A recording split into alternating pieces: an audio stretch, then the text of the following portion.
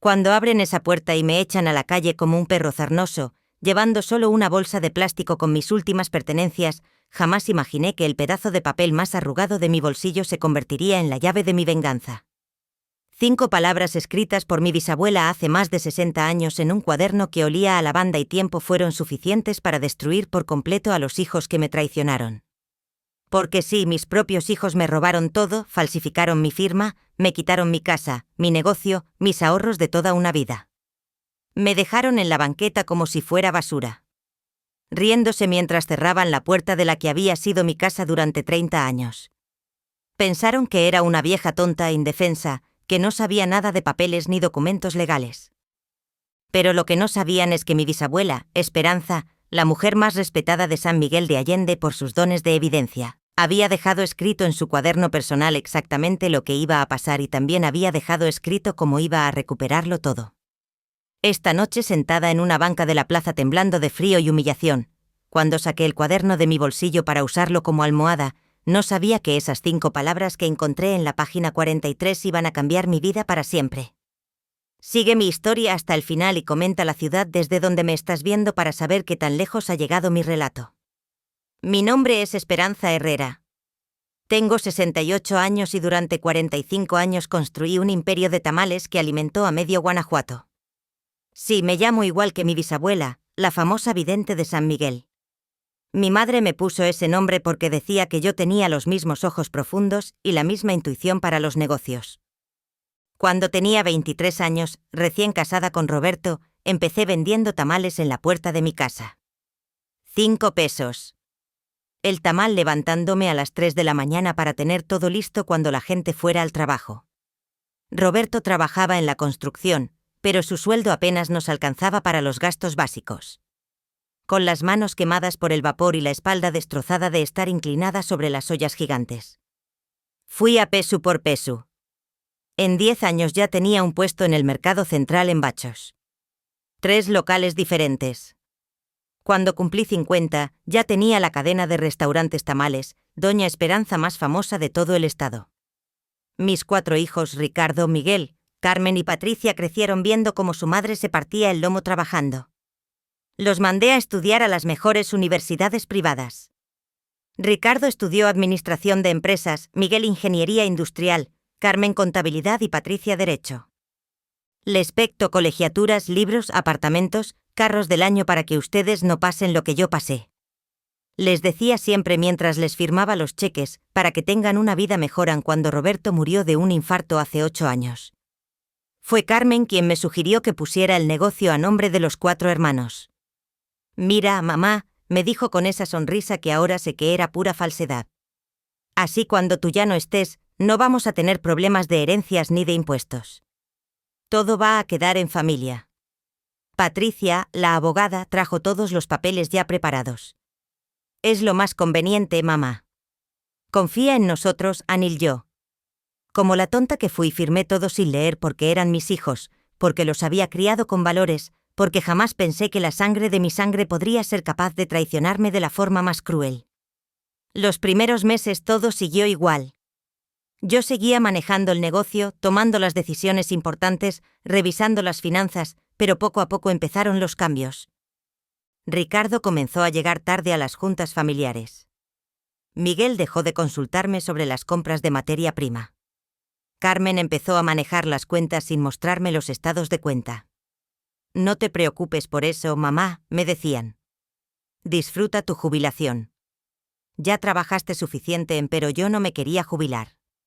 El negocio era mi vida, mi pasión, mi razón de existir. Sin embargo, cada vez me hacían menos caso, cada vez me excluían más de las decisiones. El año pasado, cuando cumplí 67, Patricia llegó a mi casa con más papeles. Mamá, necesitamos que firmes.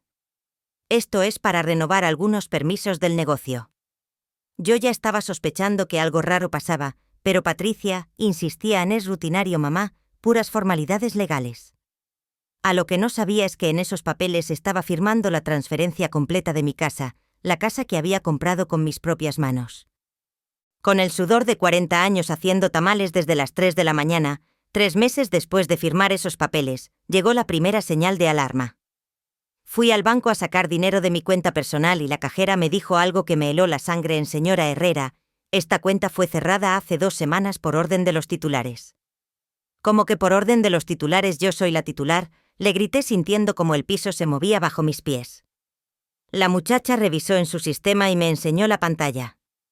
Ahí estaban los nombres de mis 4 hijos como únicos propietarios de mi cuenta de ahorros, la cuenta donde tenía guardados 2 millones de pesos de toda una vida de trabajo. Corrí como loca a mi casa, que quedaba 6 cuadras del banco, con el corazón latiéndome tan fuerte que pensé que me iba a dar un infarto igual que Roberto.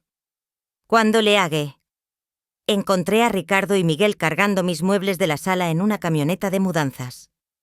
¿Qué están haciendo con mis cosas? Le pregunté todavía sin poder creer lo que veían mis ojos. Ricardo, mi hijo mayor, el que yo había criado desde bebé cuando su papá andaba todo el día trabajando, me miró con una frialdad que jamás había visto en sus ojos. Mamá, ya no vives aquí. Esta casa ya no es tuya. ¿Cómo que ya no es mía? Esta es mi casa. La compré con mi dinero. Miguel, que siempre había sido el más cariñoso de los 4, se rió con una crueldad que me partió el alma. Mamá, ya firmaste todos los papeles. La casa está a nuestro nombre, el negocio está a nuestro nombre, las cuentas bancarias están a nuestro nombre. Legalmente ya no tienes nada. Ann. Fue en ese momento cuando Patricia llegó en su BMW blanco. El mismo BMW que yo le había comprado cuando se graduó de la universidad. Se bajó con unos lentes oscuros y una sonrisa que me dio náuseas. Angola mamá. Veo que Ricardo ya te explicó la situación. Ann Patricia, tú eres abogada. Dime que esto es una broma. Dime que mis propios hijos no me pueden robar así. Ella se quitó los lentes y me miró con el desprecio más puro que he visto en mi vida. No es robo, mamá. Es un traspaso legal de propiedades. Tú firmaste todo voluntariamente. Tengo todos los documentos con tu firma y con testigos. Pero me dijiste que eran permisos del negocio. Yo te dije que eran papeles importantes. Tú nunca preguntaste qué decían exactamente en Carmen. Apareció desde adentro de la casa cargando una caja con mis fotografías familiares. Cuando me vio parada en la banqueta, me gritó desde la puerta. Mamá, ya empaca tus cosas. Tienes hasta las 6 de la tarde para llevarte tu ropa, mi ropa y mis muebles y mis recuerdos y todo lo que he construido durante 40 años. Ricardo subió el último sillón a la camioneta y me contestó sin siquiera voltear a verme. Eso ya es nuestro, mamá. Tú solo puedes llevarte tu ropa personal. En ese momento llegaron 2 hombres vestidos de traje negro. Uno de ellos me enseñó una identificación. Señora Esperanza Herrera, somos del juzgado civil. Traemos una orden de desalojo. Tiene 1 hora para desocupar esta propiedad. A mis propios hijos habían mandado al juzgado a echarme de mi propia casa como si fuera una inquilina amorosa. Esa noche dormí en la banca de la plaza central abrazando una bolsa de plástico con 3 mudas de ropa y el cuaderno de mi bisabuela, que siempre cargaba en mi bolsa por costumbre. El frío me calaba hasta los huesos, pero el dolor en el pecho era mucho peor que cualquier frío del mundo. Ahí fue donde todo cambió. Ahí fue donde el destino me puso en las manos el arma más poderosa que podía tener. Los siguientes 3 días fueron los más humillantes de mi vida entera. Cada mañana me despertaba en esa banca de la plaza con el cuerpo adolorido y la ropa arrugada, viendo pasar a las señoras que habían sido mis clientas durante décadas. Algunas me reconocían y bajaban la mirada apenada. Otras me miraban con lástima y susurraban entre ellas. Mira nada más. La pobre Esperanza. Dicen que sus hijos la corrieron de su casa. En serio, pero si ella les dio todo a esos muchachos, así son los hijos de ahora. Malagradecidos. El segundo día decidí ir a mi restaurante principal, el que está en la plaza del mercado. Pensé que tal vez podía hablar con mis hijos, hacerlos entrar en razón. Al fin y al cabo, yo había fundado ese negocio. Conocía a cada empleado, cada proveedor, cada cliente jegula. Cuando League encontré a Ricardo detrás del mostrador contando dinero con una sonrisa que me revolvió el estómago. Al verme, su cara cambió completamente. ¿Qué haces aquí, mamá? Ricardo. Este es mi restaurante. Yo lo construí con mis propias manos. Él llamó a Miguel con un grito. «Miguel, ven acá». Miguel salió de la cocina secándose las manos en el delantal que yo le había enseñado a usar cuando tenía 15 años. «Mamá, ya no puedes estar aquí. Esto ya no te pertenece, Miguel. Yo te enseñé la receta secreta de los tamales. Tú no sabías ni freír un huevo. Era menor de edad, mamá. Ahora soy adulto y este negocio es mío». En eso llegó doña Francisca, mi cliente más antigua, una señora de 80 años que había venido a desayunar tamales todos los días durante los últimos 20 años. «Esperanza, ¿cómo estás, hija? Hace días que no te veo por aquí». Antes de que pudiera contestar, Ricardo se adelantó en doña Francisca. «Mi mamá ya se jubiló. Nosotros estamos a cargo del negocio ahora». Doña Francisca me miró extrañada. «Pero tú nunca me dijiste que te ibas a jubilar». «Esperanza. Es que no, mi mamá está un poco confundida», interrumpió Miguel. «Ya sabe cómo son las personas de su edad». «Ann». Sentí cómo se me encendía la cara de la humillación. Mis propios hijos me estaban haciendo quedar como una vieja senil enfrente de mis clientes. Doña Francisca pidió sus tamales de siempre y cuando los probó hizo una cara de asco. «Estos tamales saben diferentes, no saben como siempre». Ricardo se puso nervioso. «Es que cambiamos un poco la receta, doña Francisca». «Ah, pues cambiénla de vuelta porque estos no me gustan». La señora dejó los tamales a la mitad y se fue sin pagar. Yo sabía exactamente qué había pasado. A mis hijos no conocían la receta completa. Les faltaban 3 ingredientes secretos que yo nunca les había dicho. Esa tarde decidí ir a buscar a Patricia a su oficina de abogados. Pensé que tal vez ella, como la más educada, podía ayudarme a resolver esta pesadilla. Su secretaria me hizo esperar 2 horas en la recepción. Cuando finalmente me recibió, Patricia estaba al teléfono hablando de un viaje a Cancún. «Sí, amor, ya reservé el hotel 5 estrellas con todo pagado», como siempre. En cuando colgó me miró con fastidio. «¿Qué necesitas, mamá?» «Patricia, necesito que me expliques qué papeles firme exactamente. Quiero entender qué está pasando». Ella abrió un folder y sacó una pila de documentos. «Firmaste la cesión total de derechos de todos tus bienes a favor de tus 4 hijos. También firmaste una carta donde declaras que lo haces voluntariamente en pleno uso de tus facultades mentales como regalo en vida. Pero yo nunca quise regalarles nada. Me dijiste que eran permisos del negocio». «Mamá, yo te dije que eran papeles importantes del negocio». «Ah, nunca te mentí. Tú asumiste que eran permisos, San Patricia. Soy tu madre. Te cargué en brazos cuando eras bebé. Te leí cuentos todas las noches. Te pagué la universidad más cara del estado. Y yo te agradezco todo eso, mamá. Por eso te estoy explicando con paciencia lo que firmaste. Pero, ¿no puedo cancelar esos papeles? No hay forma de echarlos para atrás». Patricia sonrió con una crueldad que me partió el corazón. «Claro que hay forma, mamá. Tienes que demostrar ante un juez que cuando firmaste estabas loca o que te obligamos por la fuerza o que falsificamos tu firma». «¿Y cómo puedo demostrar eso?» «Necesitas testigos, mamá. Testigos que hayan visto que te obligamos». «¿Tienes testigos?» Claro que no tenía testigos. Ellos se habían asegurado de que yo firmara todo en privado, en la intimidad de mi propia casa, con toda la confianza del mundo. Además, continuó Patricia con esa sonrisa diabólica, «necesitas dinero para pagar un abogado y como ya no tienes dinero», se encogió de hombros como diciéndome que no había nada que hacer. Esa noche, de regreso a mi banca de la plaza, me topé con Carmen saliendo del restaurante más elegante de la ciudad. Llevaba un vestido nuevo que costaba más de lo que yo ganaba en una semana cuando empecé mi negocio. «Carmen», le grité desde la calle. Ella volteó y cuando me vio le dijo algo al oído al hombre que la acompañaba. Era un tipo que yo no conocía, con traje caro y reloj de oro. «Hola, mamá», me dijo con una sonrisa falsa. «¿Cómo estás, Carmen? Necesito hablar contigo. Esto no puede seguir así, mamá. Ya hablamos de esto. La decisión ya está tomada. Pero, ¿qué van a hacer conmigo? Me van a dejar en la calle para siempre. Carmen miró a su acompañante que claramente estaba incómodo con la situación. Mira, mamá, investigamos si hay un asilo muy bonito aquí cerca. Cuesta 5.000 pesos al mes.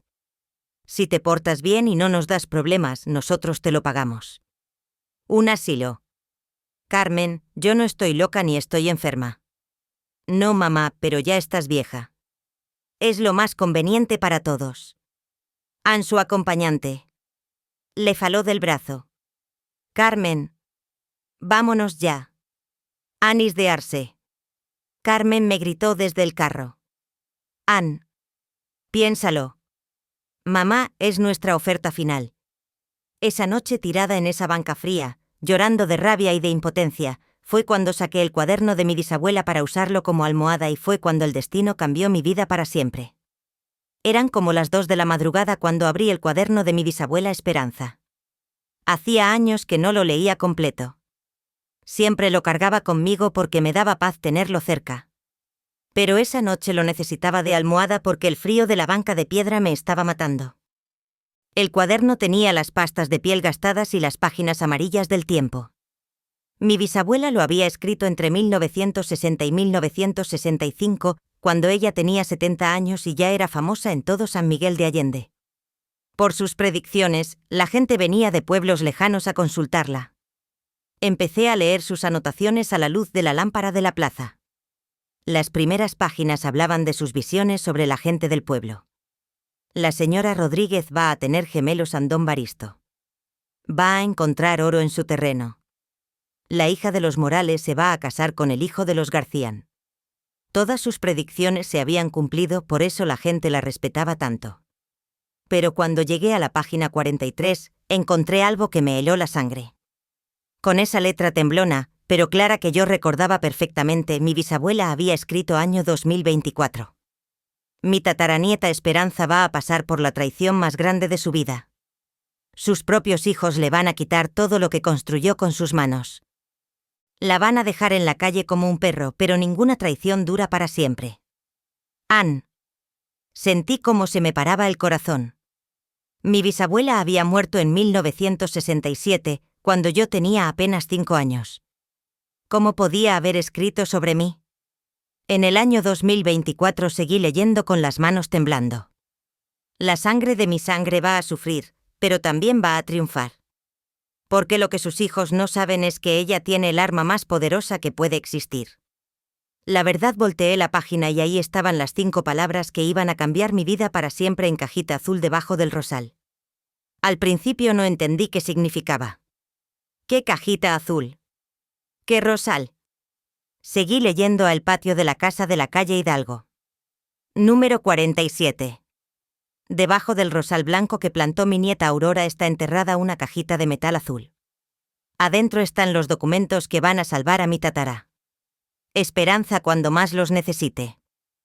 La calle Hidalgo número 47 era la dirección de mi casa, la casa de donde mis hijos me habían echado. Anela Aurora, la hija de mi bisabuela, había muerto cuando yo tenía 15 años.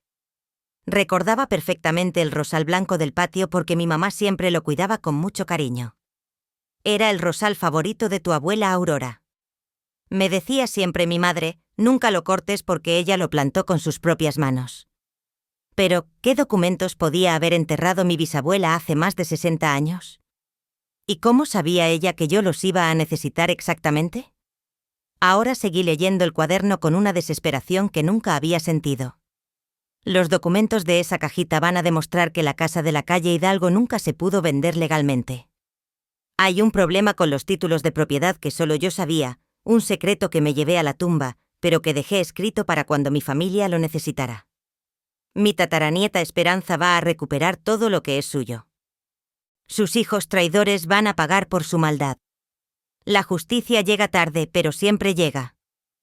No podía creer lo que estaban leyendo mis ojos. Mi bisabuela, que había muerto cuando yo era una niña pequeña, había previsto exactamente lo que me estaba pasando y había dejado la solución enterrada en el patio de mi propia casa. El problema era que yo ya no podía entrar a mi casa. Mis hijos habían cambiado las cerraduras y había una orden de alejamiento en mi contra. Pero entonces recordé algo. Detrás de la casa había una bardita baja que daba al callejón. De niña yo siempre me brincaba esa barda para ir a jugar a la casa de mi amiga Lupita. La barda seguía ahí y aunque ahora tenía 68 años, todavía podía brincarla. El rosal blanco estaba exactamente donde lo recordaba, en la esquina del patio, cerca de la cocina. Era un rosal enorme de casi 2 metros de altura, con flores blancas que mi abuela Aurora cuidaba como si fueran sus propios hijos. Esa misma noche a las 4 de la madrugada, cuando todo el barrio estaba dormido, me fui caminando hacia mi casa. Mi corazón latía tan fuerte que pensé que se me iba a salir del pecho. La calle estaba completamente sola. Todas las ventanas de mi casa estaban cerradas y oscuras. Mis hijos vivían en sus propias casas. Así que la casa estaba vacía por las noches. Me asomé por encima de la barda del callejón. El patio se veía igual que siempre, pero ahora ya no era mío. Sentí una punzada de dolor tan fuerte que casi me eché para atrás. No me dije a mí misma en esta casa. Sí, es mía. Y voy a demostrarme. Trepé a la barda con mucho trabajo. Ya no tenía la agilidad de cuando era niña, pero la desesperación me dio fuerzas que no sabía que tenía. Una vez adentro del patio, caminé hacia el rosal blanco. Se veía exactamente igual que cuando era niña, excepto que ahora era mucho más grande y frondoso. Me hinqué en la tierra y empecé a acabar con las manos debajo del rosal, cuidando de no lastimar las raíces. La tierra estaba dura y fría. Y las espinas me rasparon los brazos, pero seguí cavando como una loca. Después de casi una hora, mis dedos tocaron algo metálico y duro. Era una cajita de metal azul, exactamente como había escrito mi bisabuela. Saqué la cajita de la tierra con las manos temblando tanto que casi se me cae. Estaba pesada y se sentía fría como el hielo. Por fuera tenía grabadas las iniciales Ian. Esperanza Herrera. Igual que mi bisabuela y igual que yo.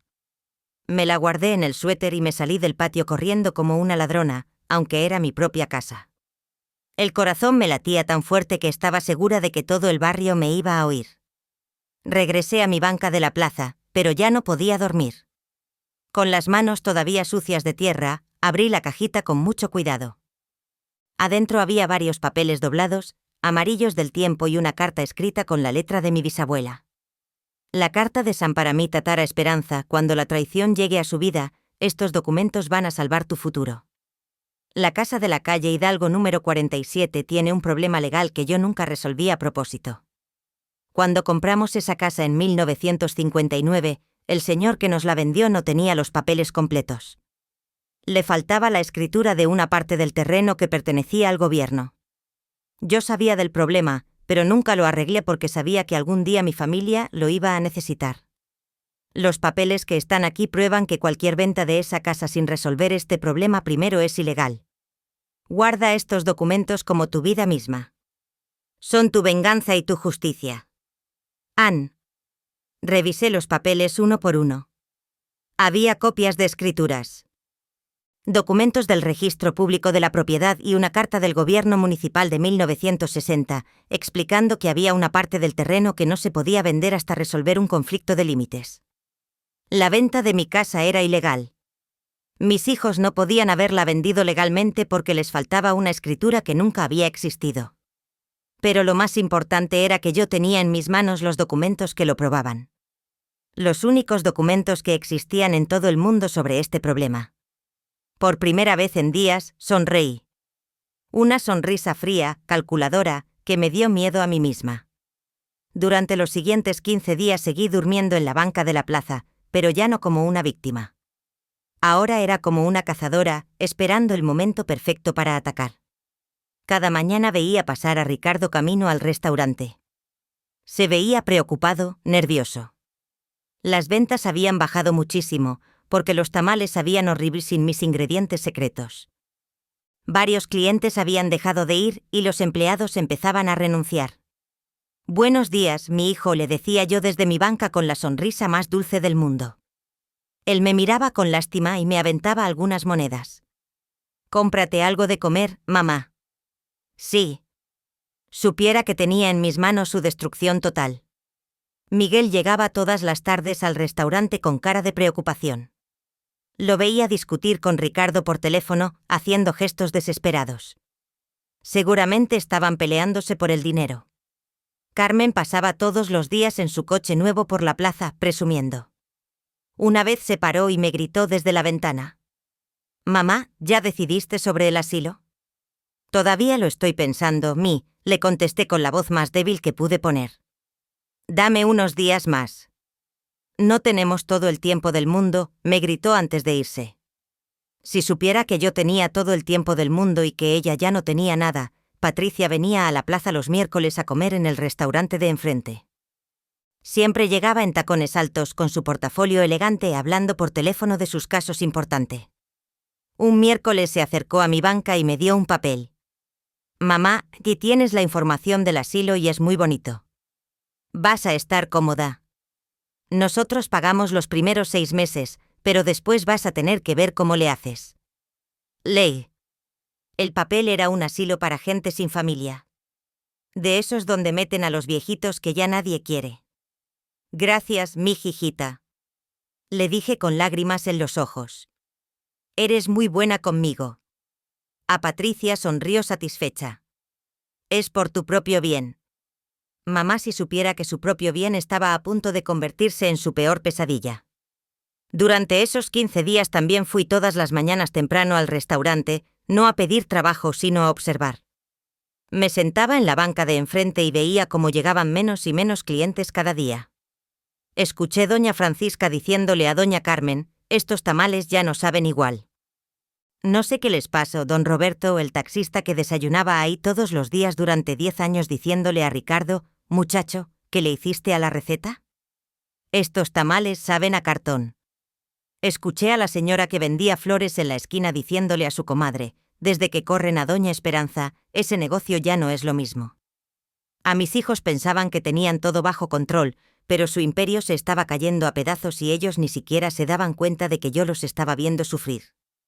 Desde primera fila, una semana antes de ejecutar mi plan, decidí hacer una última prueba. Fui al registro civil y pedí una copia de los documentos de mi casa. La empleada me dijo algo que me confirmó todo. «Señora Herrera, hay un problema con esta propiedad. Aparece vendida, pero la venta no se puede registrar porque faltan documentos del archivo histórico». «¿Qué significa eso?», pregunté haciéndome la tonta. «Significa que la venta no es válida legalmente. Los compradores no son los dueños reales de la propiedad». Perfecto. Mi plan era infalible. El viernes 15 de noviembre decidí que había llegado el momento. Era viernes por la tarde, el día que más gente había en la plaza, cuando todas las familias salían a pasear después del trabajo. Llamé a Patricia desde el teléfono público de la plaza. «Hija, ya decidí sobre el asilo». «Qué bueno, mamá». «¿Cuándo te vas?» «Mañana sábado. Pero antes quiero despedirme de toda la familia. ¿Puedes hablarles a tus hermanos para que nos veamos en el restaurante a las 6 de la tarde?» «Claro, mamá, es una buena idea». Así cerramos este capítulo de una vez por todas. Si supiera qué capítulo iba a cerrar realmente. El sábado a las 6 en punto llegué al restaurante cargando mi bolsa de plástico con mis pocas pertenencias. Mis 4 hijos ya estaban ahí sentados en la mesa principal como si fueran los dueños del mundo, porque de hecho creían que lo eran. Ricardo llevaba una camisa nueva que seguramente había costado más de 1000 pesos. Miguel tenía un reloj que yo nunca le había visto. Carmen estrenaba unos aretes de oro que brillaban desde lejos y Patricia cargaba una bolsa de piel que reconocí como de las más caras de la ciudad. Todos comprando lujos con mi dinero mientras yo había pasado 15 días durmiendo en la calle. «Mamá», gritó Carmen fingiendo alegría. «Ven, siéntate, te pedimos tus tamales favoritos». Me senté en la silla que me habían apartado, la más incómoda de la mesa. «Claro». Ricardo me sirvió un vaso de agua y me sonrió con esa sonrisa falsa que ahora conocía tan bien. «Mamá, nos da mucho gusto que hayas tomado la decisión correcta sobre el asilo». «Sí», agregó. «Miguel, vas a estar muy cómoda y ya no te vas a preocupar por nada». Patricia abrió su portafolio elegante y sacó unos papeles. «Aquí tengo el contrato del asilo, mamá. Solo necesito que firmes aquí y aquí». Anomé los papeles y los leí lentamente. Era un contrato donde yo aceptaba internarme voluntariamente y donde renunciaba a cualquier derecho de salir sin autorización de mis tutores responsable. Básicamente era una cárcel de por vida. ¿Y si algún día quiero salir del asilo?, pregunté con voz temblorosa. Ay, mamá, se rió Carmen. ¿Para qué vas a querer salir? Ahí vas a tener todo lo que necesitas. Además, agregó Ricardo, nosotros somos tus tutores. Si quieres salir, tienes que pedir nuestro permiso. Mi permiso para salir es por tu propia seguridad, mamá, dijo Patricia con esa voz profesional que usaba con sus clientes. A tu edad ya no puedes tomar decisiones importantes por ti sola. En ese momento llegó el mesero con los tamales. Cuando los probé casi los escupo. Sabían horrible. Secos, sin sabor, nada que ver con los que yo había hecho durante 40 años. Están muy ricos. Mentí, pero saben un poquito diferentes. Es que cambiamos la receta. Dijo Miguel nervioso. La mejoramos. La mejoraron. Pero si están más secos que antes, mamá. Me interrumpió Ricardo. Ya no te preocupes por el negocio. Eso ya es cosa nuestra. Ann. Tienes razón, mijo. Ya no me voy a preocupar por nada. Ann. Tomé la pluma que me daba Patricia y fingí que iba a firmar el contrato del asilo. Pero en lugar de firmar, saqué de mi bolsa los documentos de la cajita azul. Antes de firmar esto, quiero mostrarles algo que encontré. Los puse sobre la mesa con mucho cuidado. Mis 4 hijos se acercaron a ver curiosos. ¿Qué es esto, mamá?, preguntó Patricia tomando uno de los papeles. Son documentos de nuestra casa, mi hijita, de la casa de la calle Hidalgo número 47. Patricia leyó el documento y se puso pálida como un papel. ¿De dónde sacaste esto? Mi bisabuela Esperanza los dejó guardados para cuando hicieran falta. Ricardo me arrebató otro papel de las manos y lo leyó con cara de pánico, honesto. Esto no puede ser real. Ann. Claro que es real, mi hijo. ¿Y sabes qué significa? Los 4 me miraron sin entender todavía lo que estaba pasando. Significa que la venta de nuestra casa es ilegal. No se puede vender esa casa porque le falta una escritura del gobierno que nunca existió. Miguel se levantó de la silla como si lo hubieran picado con una aguja. Eso es imposible. Patricia revisó todos los papeles.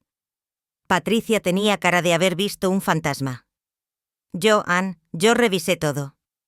No había ningún problema en el registro. Claro que no había problema en el registro, mi hijita, porque este problema es anterior al registro. Es del Archivo Histórico Municipal. Saqué la carta de mi bisabuela y se las leí en voz alta a la casa de la calle. Hidalgo número 47 tiene un problema legal que yo nunca resolví a propósito. Cualquier venta de esa casa sin resolver este problema, primero es ilegal. Carmen se puso de pie gritando. Eso es una mentira. Esa carta es falsa.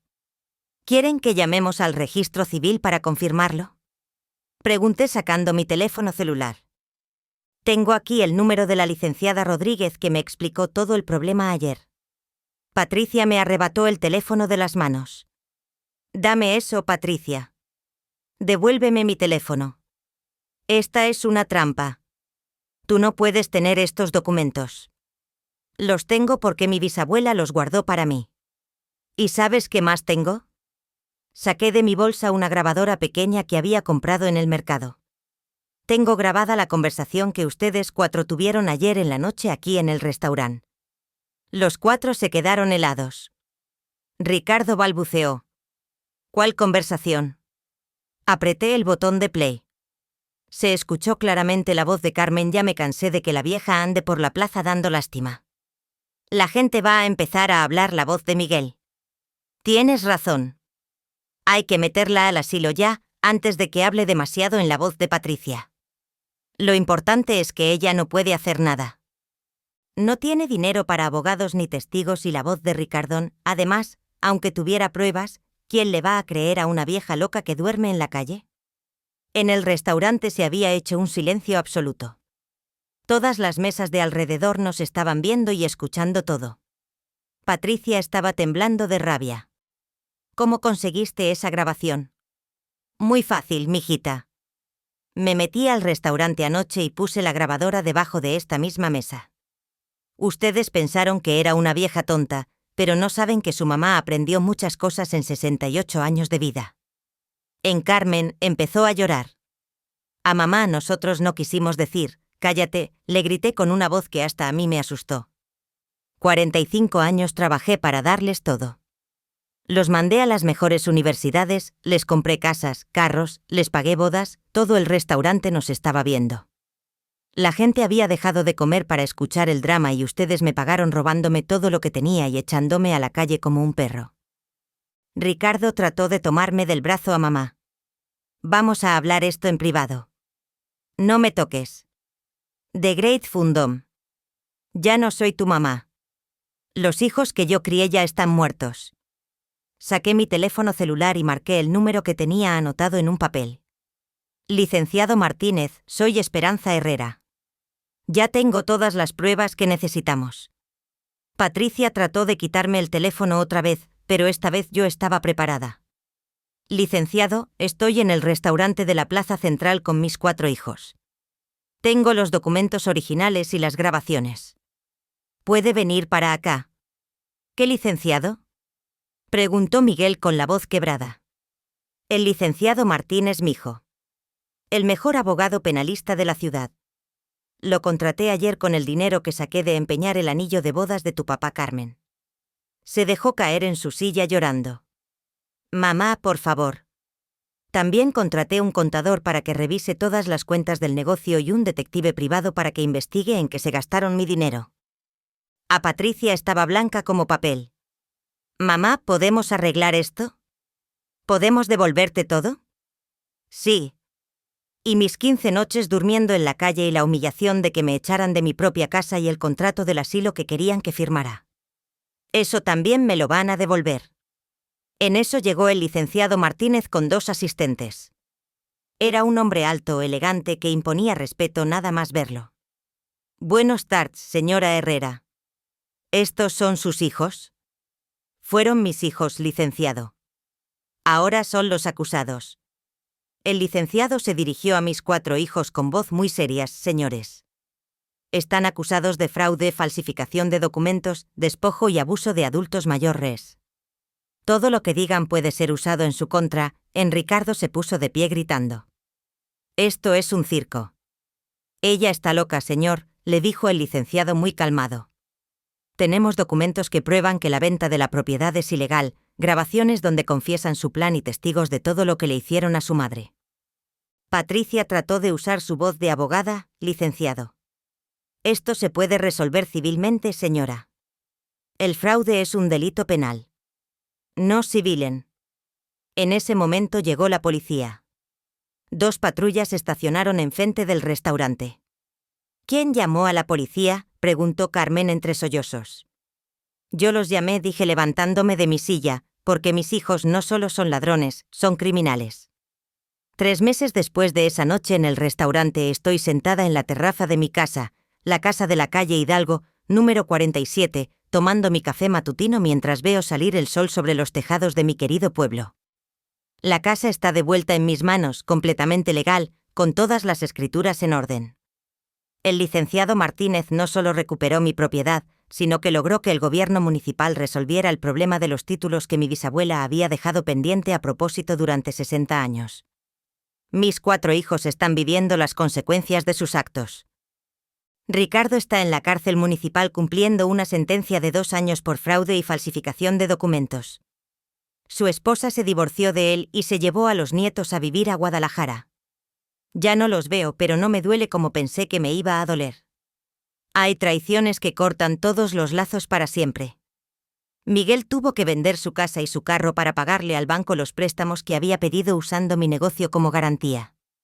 Ahora trabaja como empleado en una taquería en las afueras del pueblo, ganando el sueldo mínimo. Su esposa lo dejó cuando se acabó el dinero y se llevó a mis nietos a vivir con su familia. Carmen perdió su trabajo en el banco cuando se supo que había ayudado a falsificar documentos financieros. Ahora vive en un cuartito de azotea que renta por semanas porque no tiene para pagar una renta completa. El novio rico que tenía desapareció en cuanto se enteró del escándalo. Patricia, la abogada, perdió su licencia para ejercer por participar en fraudes contra su propia madre. Su bufete quebró. Le quitaron su casa, su carro, todo. Ahora trabaja dando clases particulares de inglés para poder comer, pero lo más satisfactorio de todo es que recuperé mi negocio. Los tamales Doña Esperanza están más prósperos que nunca. Cuando la gente se enteró de toda la historia, empezaron a venir clientes de pueblos lejanos para conocer a la señora que venció a sus hijos traidores. Algunos vienen por morbo, otros por admiración, pero todos se van contentos con mis tamales originales. Contraté empleados nuevos, gente joven y honesta que aprecia la oportunidad de trabajar. Les estoy enseñando mis recetas secretas, las mismas que nunca quise compartir completamente con mis propios hijos. Porque siempre pensé que ellos iban a heredar el negocio naturalmente. ¡Qué equivocada estaba! El dinero que mis hijos se robaron lo recuperé casi todo. El detective privado encontró las cuentas bancarias donde lo habían escondido, las propiedades que habían comprado con mi dinero, las inversiones que habían hecho usando mi nombre. Ahora tengo más dinero del que tenía antes de que me traicionaran. Tengo 3 restaurantes funcionando, una casa pagada, ahorros en el banco y lo más importante, tengo paz. Todas las mañanas me levanto a las 5, no porque tenga que hacer tamales, sino porque me gusta ver amanecer desde mi jardín. El rosal blanco de mi abuela Aurora está más hermoso que nunca. A veces me siento junto a él y le platico a mi bisabuela. Esperanza, todo lo que está pasando. Gracias, bisabuela, le digo al aire. Gracias por cuidarme desde el cielo. A veces siento que me contesta con el ruido del viento entre las hojas del rosal. La gente del pueblo me trata diferente. Ahora ya no soy solo Doña Esperanza. La de los tamales. Ahora soy Doña Esperanza. La que se defendió. Las señoras me piden consejos sobre cómo tratar a los hijos ingratos. Los jóvenes me buscan para que les cuente mi historia completa. El mes pasado me invitaron a dar una plática en el Centro Cultural sobre mujeres empoderadas después de los 60. Cuando terminé de contar mi historia, todas las señoras del público se pusieron de pie y me aplaudieron durante 5 minutos. «Usted nos da esperanza», me dijo una señora después de la plática. «Mi hijo también me está robando, pero ahora sé que puedo defenderme». En esa noche lloré de emoción en mi cama. No de tristeza, sino de alegría. Mi historia horrible se había convertido en esperanza para otras mujeres. Extraño a mis hijos. Te voy a ser muy honesta. Extraño a los hijos que yo creí que tenían. Extraño a los niños que crié con tanto amor. A los jóvenes que mandé a estudiar con tantos sacrificios. A los adultos que pensé que me iban a cuidar en mi vejez. Pero no extraño a los ladrones que me robaron. No extraño a los mentirosos que me engañaron. No extraño a los corazones fríos que me echaron a la calle como basura. Porque esas personas nunca fueron mis hijos reales. Fueron extraños con mi apellido que se aprovecharon de mi amor de madre. Ahora, a los 68 años, estoy viviendo la mejor etapa de mi vida. Tengo independencia económica, tranquilidad emocional y sobre todo dignidad. Algunos vecinos me preguntan si algún día voy a perdonar a mis hijos, si vienen a pedirme disculpas. Depende, les contesto, si vienen con humildad genuina, reconociendo todo el daño que me hicieron, dispuestos a reparar no solo el dinero, sino las humillaciones, tal vez. Pero si vienen porque ya se les acabó la plata que me robaron. Entonces, no han hasta ahora ninguno ha venido. Ricardo me mandó una carta desde la cárcel pidiendo que lo vaya a visitar. La carta decía a mamá, necesito que hablemos aquí. He reflexionado mucho. No fui ahí y no voy a ir. Miguel me habló por teléfono la semana pasada. Mamá, ya entendí que me equivoqué. Podemos platicar, la colgas. Carmen me buscó en el restaurante el mes pasado. Llegó flaca. Despeinada, con ropa vieja, llorando a mamá. Perdóname, ya aprendí la lección. Le dije a la lección, la aprendiste cuando se te acabó mi dinero, no cuando me hiciste daño. Se fue llorando. Patricia no se ha aparecido, pero sé que anda preguntando por el pueblo si yo la perdonaría. La respuesta es no. Al menos no todavía y tal vez nunca, porque el perdón se gana. No se mendiga y ellos tendrían que demostrar con hechos, no con palabras, que realmente cambiaron. Mientras tanto, Yo estoy construyendo una nueva vida rodeada de gente que me aprecia por quien soy, no por lo que tengo. Contraté como gerente del restaurante principal a María, una muchacha de 30 años que tiene 2 hijos pequeños y que trabajaba día y noche para sacarlos adelante. Le doy un sueldo que le permite vivir dignamente.